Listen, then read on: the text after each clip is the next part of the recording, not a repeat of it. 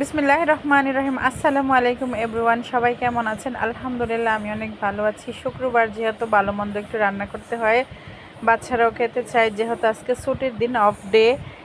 So বাচ্চাদেরও school নেই, এই জন্য যার জন্য রান্নাটা করে নিলাম। সো ভাবলাম আপনাদের মাঝে রান্নাটা একটু শেয়ার করে ফেলি। যেই রান্না করতে গিয়েছি, বিশ্বাস করেন আজকে যেহেতু শুক্রবার, গ্যাসটা এতটাই কম, আমি এতটাই ভয় পেয়ে গেছিলাম যে সময় মতো মনে হয় বাচ্চাদেরকে এবং পরিবারকে খাবার দিতে পারবো না। তো যাই হোক, দুই চুলার মধ্যে তাড়াতাড়ি করে বসিয়ে রান্নাটা করে নিয়েছি। তো আর আমিও রান্না করতে অনেকটা লেট হয়ে যায় আমার।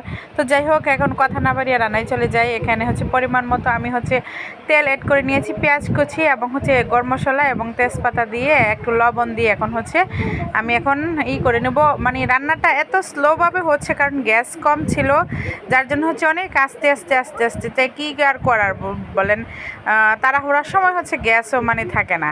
তো যাই হোক, এখন রান্নাটা আলহামদুলিল্লাহ অ্যাটলিস্ট আমি সময় মতো রান্নাটা করতে পেরেছি।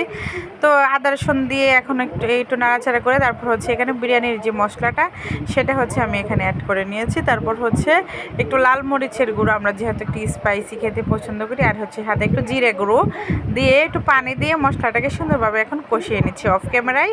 তো সুন্দরভাবে মশলাটা কষিয়ে নিচ্ছি, কারণ সবসময় জানেন মানে ভিডিও করতে ভালো লাগে না, যেহেতু ভিডিও করার কাজ করি, যার জন্য ভিডিও করা তাড়াহুড়ার সময়। তো অল্প অল্প করেই তাড়াতাড়ি করে ভিডিওটা করে নিয়েছি। আশা করছি আপনারা ভালোভাবে বুঝতে পারবেন, ভিডিও দেখে অনেকের কাজে লাগবে। আমি নিজেও এখনও ভালোভাবে গুছিয়ে তাড়াতাড়ি করে রান্না করতে পারি না, কারণ আমি খুব আস্তে আস্তে গুছিয়ে টুছিয়ে তারপর রান্না করি। তো এই যে আমি মাংসের টুকরোগুলো এখন দিয়ে দিয়েছি, আর এখানে আমি দুধ দিয়ে দিয়েছি, মানে গরুর দুধ যেটা, সেটা এখানে টক টক দই আপনারা ব্যবহার করতে পারেন। তারপর টমেটো সস এবং লেবুর রস। তো এগুলো আমি দিয়েছি অফ ক্যামেরায়। আমার ভিডিও তাড়াহুড়োর মধ্যে আমার ভিডিও করতে আনইজি লাগতেছে। সো ঢাকনা দিয়ে ডেকে মাংসটাকে সুন্দরভাবে কষিয়ে নিচ্ছি, এটা বিরিয়ানির জন্য। আর ওদিক দিয়ে রাইস বসিয়ে দেবো, রাইসটা আলাদাভাবে বসিয়ে দেবো হাঁড়ির মধ্যে।